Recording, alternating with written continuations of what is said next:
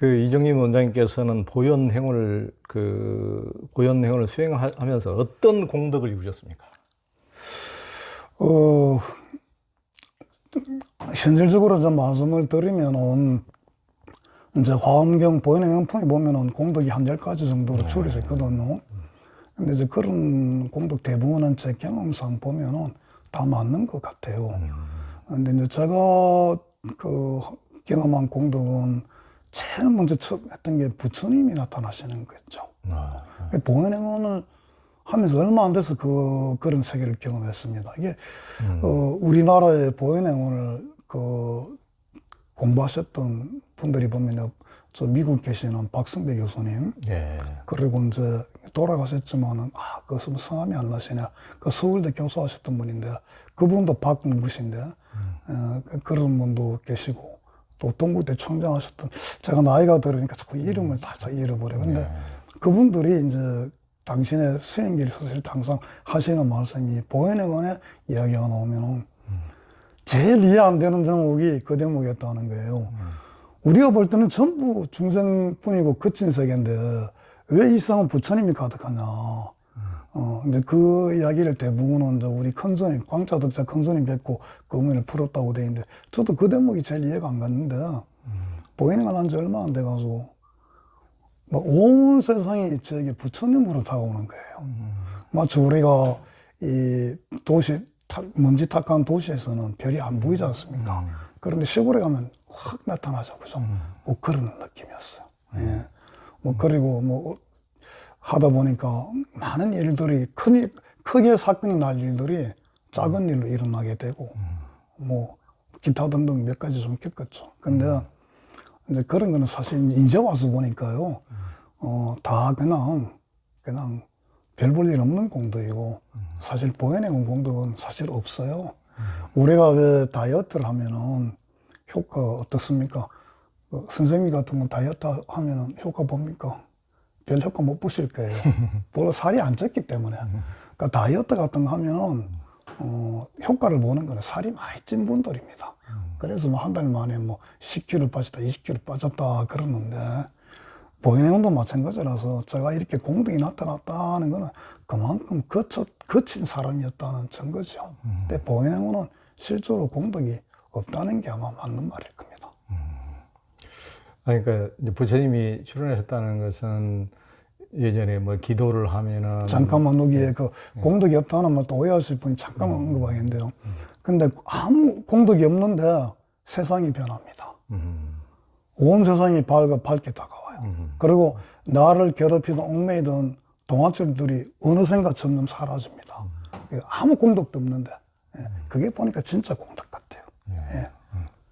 말씀하시죠. 네. 그러니까 예전에 이제 기도하면은 꿈에 부처님이나 관세음보살이 현몽한다든가 아니면은 또 삼배된 상태에서 이렇게 그것을 이제 체험을 한다든가 그러는데 지금 말씀하시는 것은 뭐 일체처 일체시에 모든 이제 보는 것 듣는 것이 다 두두물물이 부처님이다. 이제 이런 걸 말씀하시는 것이 부처님의 출현을 경험했다는 것이 어떤 따로 부처님의 어떤 나타나는 것을 현실을 체험했다는 것인지 사고의 대전환을 맞아서 사람들이 다 부처님으로 보인다는 말씀이죠. 그러니까 이게 보인다 이것도 사실은 좀 정확한 표현은 아닌 것 같은데 그냥 우리가요 저기 대통령을 만났다 그럴 때 저분이 대통령으로 느껴지는 겁니까? 그냥 대통령입니까? 느껴지는 거죠. 아닙니다. 이게 대통령, 우리가 맨날 텔레비에서 보잖아요. 얼굴을. 그러면 대통령이 나타났다 그러면 그냥 대통령이지 저 사람을 대통령을 느낀다는 그 과정이 없어요.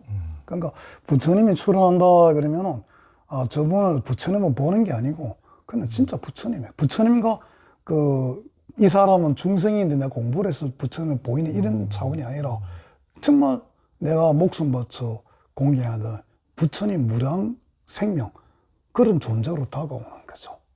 그리고 이제 이 삼매 경험에 대해서도 제가 참 궁금했던 게 있었는데 우리 달라이라마께서 언제 그런 말씀하셨거든요. 달라이라마 존자께서는 어떻게 삼매 경험하신 적이 있느냐? 그 삼매가 어떻다냐니까 전자께서 나 그런 거 한 번도 경험한 적이 없대. 그래서 제가 이제 그 얘기를 듣고 좀 놀란 게 아니 저렇게 위대하신 분께서 우리가 보통 주위에 가면 삼매 경험하신 분들 많이 볼 수 있습니다. 마음만 먹으면. 근데 그런 게 없다는 거예요. 그리고 또 현몽하시고 이런 분들 많이 만나거든요. 근데 보혜능은 그런 게 하나도 없어요. 제가 30년을 했지만은 뭐 이상한 체험 같은 건 한 번도 없습니다. 이상한 시험이, 그러니까 신비체험이라 그럴까? 그러니까 그걸 또 이상하다고 치부하면 이상하고 어떤 이제 수행 단계에서는 일체의 어떤 경계에 그러니까 신비체험이죠. 일체의 어떤 경계에 집착하지 말라고 물론 하지만은 그런 것이 깊게 마음이 가라앉고 식이 맑아지고 하다 보면은 어떤 경계가 또 나타날 수밖에 없는 거거든요. 그래서 저도 그게 참 궁금해요. 이게 보혜행원이 본래 그런 경험이 없는 건지 아니면은 저 같은 경우는 사실 조그마한 그 바람이 하나 있는 게 뭐냐면 제가 좀 그 숙명통을 좀 했으면 좋겠더라고요. 그래서 그 어떤 사람이 고통받을 때 너는 전생에 어떤 일을 했기 때문에 지금 고통이 온 거니까 너 이런 거 좀 하지 마. 이런 걸 고쳐. 그러면 너는 고통에서 벗어나니까 이렇게 좀 안내를 해드리고 싶거든요. 근데 그거는 제가 이상하게 어릴 때부터 가지고 있었던 그런 바람이었는데 요즘은 이제 그런 거 다 없어졌어요. 저도 좀 그런 거 있으면 좋겠어요. 이게 시기라고 하더라도 그게 공부 과정에 나타나는 마경계라 하더라도 좀 그런 거 있으면 중생을 이롭게 해줄 수 있거든요. 제가 저를 위해서 쓰지만 않으면 근데 없어요. 그래서 저도 제가 아주 한심합니다. 야, 이거 무슨 그 보현 행원을 하면은 이제 어떻게 해서 어떤 공덕들이 생겨납니까? 보현행원의 공덕은요. 이를테면 뭐 이 책에도 업장이 소멸한다든지 뭐 이런 얘기를 쭉 써놓으셨는데 그런 공덕들이 어떻게 해서 생겨납니까? 제가 볼 때는 우리 이 세상이 본래 그런 게 없는 자리라서 그렇습니다. 그래서 우리는 본래가 업장도 없고요. 뭐 할도 없어요. 다 없습니다. 없는 자리인데 우리의 망상이 이제 그걸 자꾸 일으키거든요. 그래서 이 보이는 자체가 워낙 밝은 행위이기 때문에 그 밝음 앞에 어둠은 저절로 사라지지 않습니까? 그러니까 마치 이제 이렇게 대낮에 환한 태양이 오른 것처럼 돼 있어가지고 이렇게 태양이 이렇게 떠오르니까 우리 마음에 그런 어둠의 그림자가 사라지니까 우리가 본래 가지고 있던 무량한 광명이 뿜어 나오는 거죠. 저는 그렇게 봅니다. 보현 행원을 현대인들이 쉽게 수행할 수 있게 그 고잘미 선모라, 이 이제 5가지 고잘미 선모라는 걸로 이제 공식화하셨는데, 고잘미 선모라는 게 무엇이고, 그걸 함으로써 어떤 공덕이 생깁니까? 이제 고잘미 선모라는 거는요, 제가 보현 행원의 10가지 중에서 앞에 4가지, 요걸 이제 저는 기초 행원이라 이렇게 제가 임의로 그렇게 분류를 했는데, 기초 행원은 애경접을 부처님을 공경하고, 그 다음에 칭찬을 해 부처님을 칭찬하고, 3번째 광수공양 널리 이웃들을 모시고, 4번째 참회 업장, 모든 업장을 참여하는 그 4가지인데요. 그렇게 이야기하면은 사람들한테 안 통하지요. 뭐 크리스찬한테 제가 애경접을 하라 그러면 그 통하겠습니까? 그 일반인들한테도 야 너 부처님 공경해 그러면 안 통하지 않습니까? 그러니까 이거를 보편의 언어로 모든 이들에게 하게 해야 되겠다는 마음에서 이제 그냥 보편의 언어로 제가 아까 5개가 아닌 5개가 4개입니다. 그 4가지를 이제 글자는 5가지죠. 고잘미 선모로 그렇게 만들어서 근데 제가 그 운동을 하고 있지요. 그래서 지금 우리 주위를 한번 보십시오. 지금 아마 체계가 그런 것 같은데 우리나라에 보면 제가 제일 문제가 사람들이 고마움을 몰라요. 우리가요, 고마움을 알면은 절대로 행동이 함부로 안 나옵니다. 우리가 부모님한테 효도하는 이유도요, 부모님한테 감사를 느끼기 때문입니다. 철이 없을 때는 부모 때문에 내 인생 망친 것 같지만은 철이 좀 들고 보면은 정말 부모 아니었으면 난 잊지를 못해요. 그래서 부모님에 대한 끝없는 감사가 나오거든요. 그게 거기서 진정한 효도가 나옵니다. 우리가 요새 학교 참 문제 많지 않습니까? 선생님들이 이거 선생질 못 해먹겠다고 사표 많이 내거든요. 왜냐면 학생들이 선생님의 공경이 없어요. 저희 때만 해도 공경이 있었지 않습니까? 때리면 그냥 맞았거든요. 그럼 때리면 왜 때리는데요? 선생님, 저 학대하셔서 이렇게 나오는 거예요. 그러니까 아래 사람이 덤벼들면은 너 공경하라 소리 할 수가 없어요. 우리나라의 많은 부분이 공경이 사라진 데 원인이 있고, 또 우리나라 또 현재 분위기 어떻습니까? 칭찬보다는 말을 한번 보세요. 전부 정오스러운 말투, 저주하는 말투입니다. 예. 칭찬이 없어요. 찬탄이 없어요. 그리고 또 보시면 전부 남 탓합니다. 남 탓. 내 잘못은 하나도 없어요. 예. 그리고 모시는 사람 없습니다. 다 대접받으려고 그러지. 그래서 요거를 그냥 고맙다, 잘했다, 미안하다, 섬기고 모시겠다 준말인데 그렇게 좀 하게끔 평상시 하면은 좀 달라지지 않을까 이제 해서 제가 만든 말인데요. 엄밀히 말하면 보현행원에는 크게 두 종류가 있어요. 하나는 유의의 보현행, 그러니까 일반 도덕 윤리로서의 보현행이 있고요. 또 하나는 무의의 보현행, 이런 두 가지 측면이 있습니다. 무의의 보현행은 도업을 깨달음을 이루는 거죠.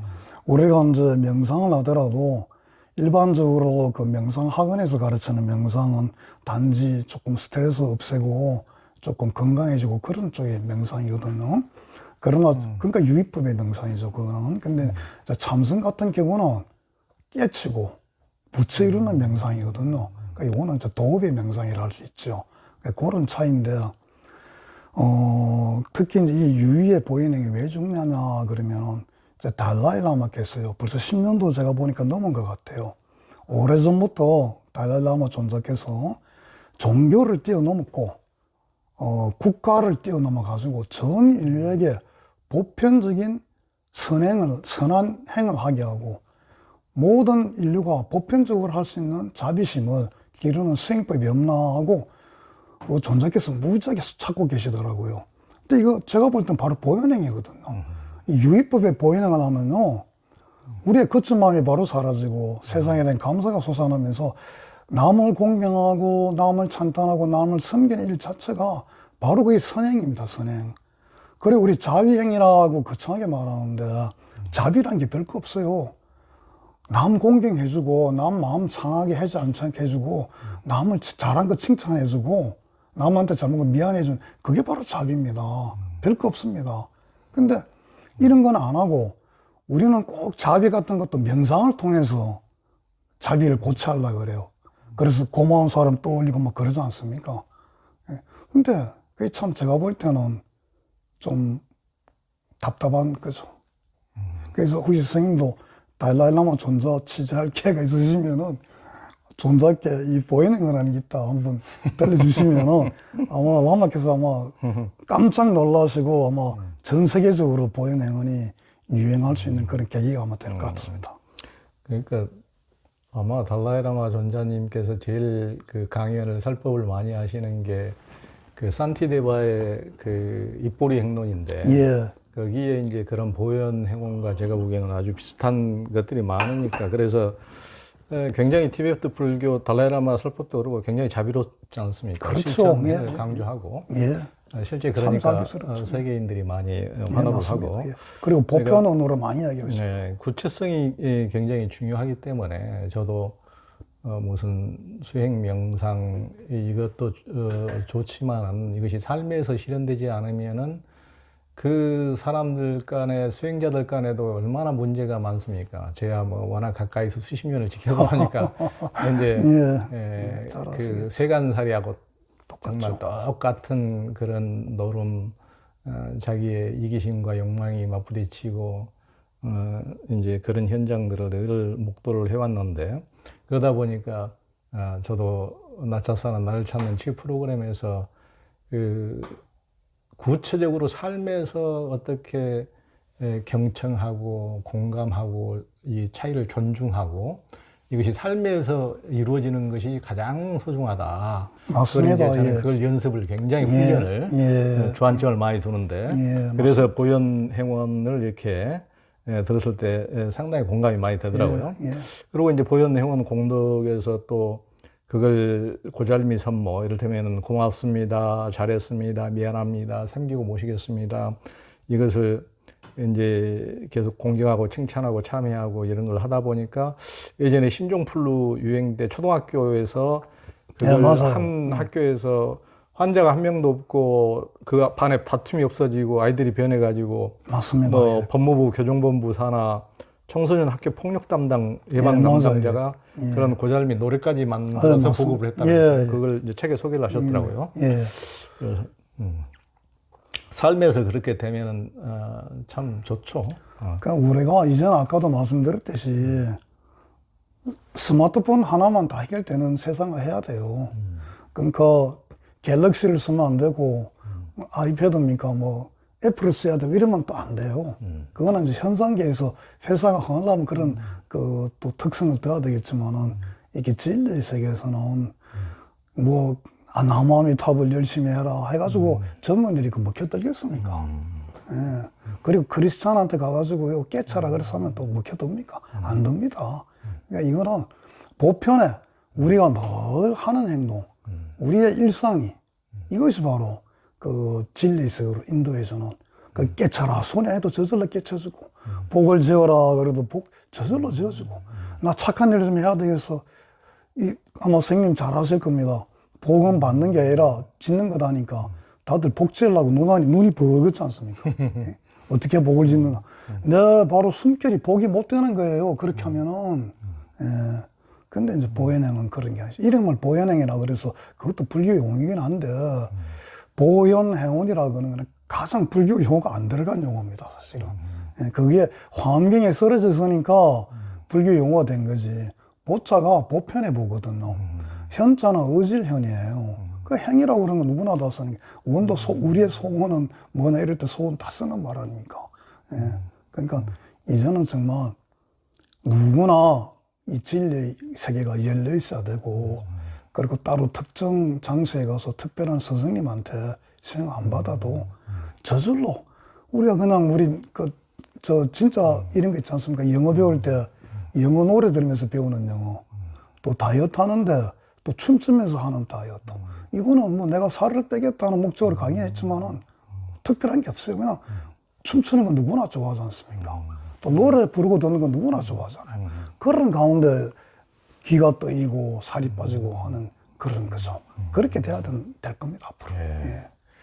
보현보살의 발언인 보현행원을 하면은 건강해져서 생명이 연장된다고 해서 보현보살을 연명보살이라고 부른다는데 어떻게 해서 건강해지고 생명이 연장되는 것입니까? 그래서 그 대목에 저도 처음엔 굉장히 의아했거든요. 그 보현보살의 다른 이름이 연명보살이더라 말입니까? 보현하고 생명은 아무 상관이 없는데 싶었거든요. 대보니까 알겠더라고요.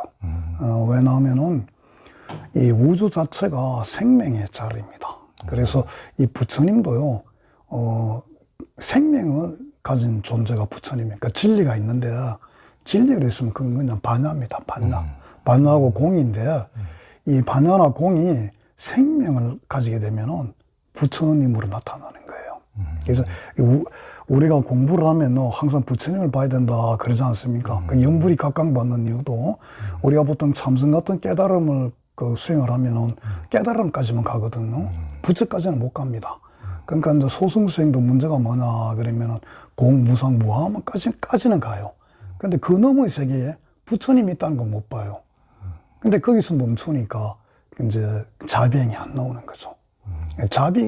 자비가 있을 때 그 무생물이 그 생명력을 부여받게 되거든요. 근데 우리 이제 그 우주 자체가 생명 자리인데다가 이 생명은 어디서 성장하냐 그러면 대립이 아니고 조화를 이룰 때 성장합니다. 이 조화를 또 불교 용어로 말하면 영리예요. 더불어 존재하는 겁니다. 그래서 우리 가정이나 사회도 서로가 조화를 이루지 못하고 대립하면은 그 사회가 밸런스가 깨지죠. 그죠? 마찬가지입니다. 우리가 건강을 유지한다 그런 것은 우리 몸을 유지하는 세포가 수십 쪽에 있다 그러는데 이 장내 세포까지 포함하면 뭐 이제 수백 쪽겠죠. 근데 이 하나하나의 모든 세포가 다 생명체들입니다. 다 불안해하고 오래 살고 싶어 하고 칭찬받고 싶어 하고 존중받고 싶어 하는 우리와 똑같은 생명체들이에요. 근데 우리는 그걸 보통 의식을 못 하고 있죠. 마치 권력자들이 바로 그 자기들 밑에 있는 아무것도 아니 보이는 그런 국민 한 사람 한 사람이 자기처럼 똑같이 존중받고 대접받는 싶어하는 그런 인간 생명을 모르고 자기 권력이 최고인 줄 알고 함부로 대하듯이 우리는 우리 세포를 공경할 줄 모르고 존중할 줄 몰라요. 그래서 함부로 씁니다. 함부로. 예, 담배 함부로 피우고 담배 연기가 들어가면 우리 몸 세포가 전부 움츠러듭니다. 같이 기침을 하거든요. 그걸 우리는 모르지 않습니까? 왜냐 우리는 높은 권력에 위치해 있기 때문에 그렇죠. 술 한 잔 먹어도 다 그렇습니다. 그러니까 여기서 뭐가 일어나냐 그러면 세포들이 대립이 생기기 시작해요. 그러면 조화가 깨지죠. 그럼 그게 병으로 나타나거든요.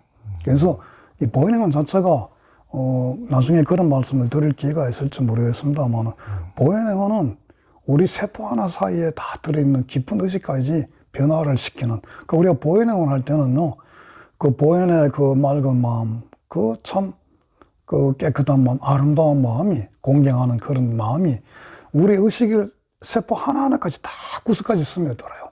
그래서 세포 하나하나까지 보현의 원력으로 가득 찹니다. 그러니까 대립이 없어져요. 모든 세포들이 조화를 이룹니다. 더불어 존재하게 되죠.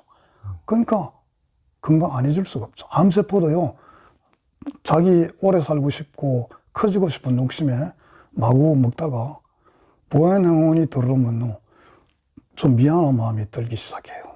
야, 나만 잘 먹고 잘 사네.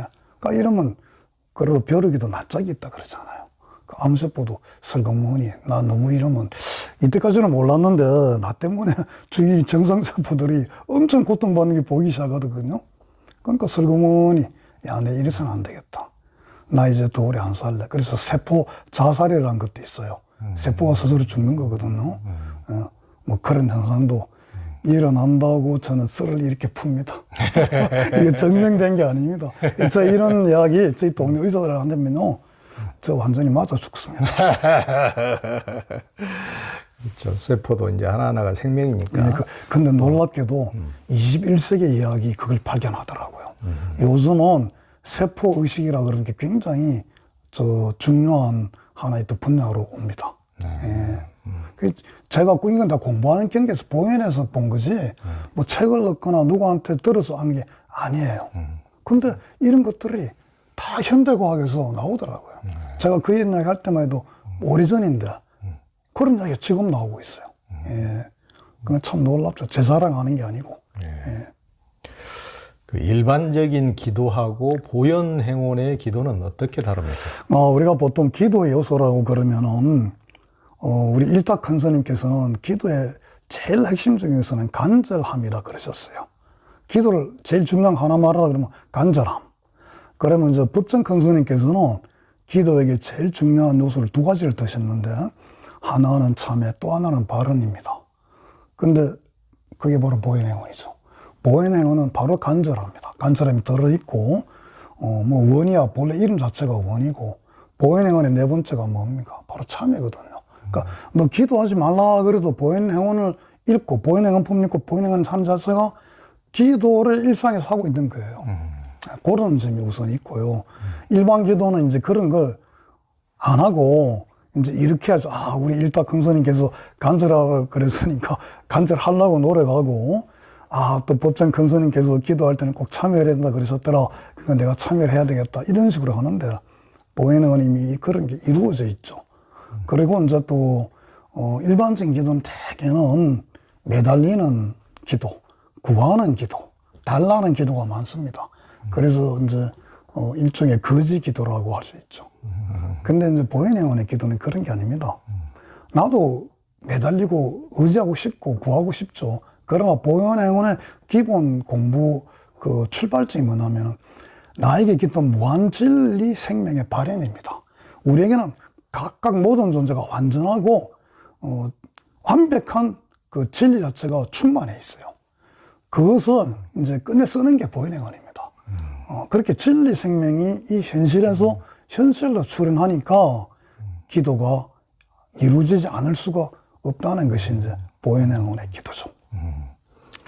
그러니까 갈급한 가래의 기도가 아니고 이미 완성된 부처로서 이렇게 사용하면서 이렇게 풍요롭게 이제 살아가는 기도구만요, 어떻게 보면. 그래서 내가 부처님께 갈구하지만은 일반 기도는 뭐 기독교도 마찬가지입니다만은 은총을 원하는 내가 여기 있고 은총을 들어줘야 될 하느님 저 위에 계시고 내가 부른 아미타불 극락중대에 계시고 또 나는 이 중생 사바세계에서 부처님 애타게 찾는 나는 여기 있고 하는데 보현행언은 그런 게 없어요. 내가 아무리 부처님한테 호소를 하고 부처님 찾아도 부처님은 저 위에 있지 않고 나 또한 멀리 있지 않습니다. 이거를 유마경에서는 뭐라고 표현하느냐 그러면요. 이 세상의 모든 부처님을 내가 끊임없이 공양을 하는데 부처님과 나에겐 둘이라는 생각이 없다. 무유분별상 이렇게 얘기하거든요. 이 바로 딱 고기절 보면 이게 바로 보현행언인가 화엄사성이라 할 수 있어요. 예, 분별이 없습니다. 기도하는데 기도하는 사람도 없고 들어주는데 들어주는 사람도 없어요, 사실은. 그런 게 보현행언 기도입니다. 마음을 쉬는 휴심정에 오신 당신을 환영합니다. 두려움과 불안, 화, 우울, 외로움의 한 생각을 쉬어버리니 사랑과 기쁨이 가득합니다. 평화로운 생각과 언행으로 자신과 세상을 이롭고 밝게 만드시는 당신을 존경하고 축복하고 찬탄합니다.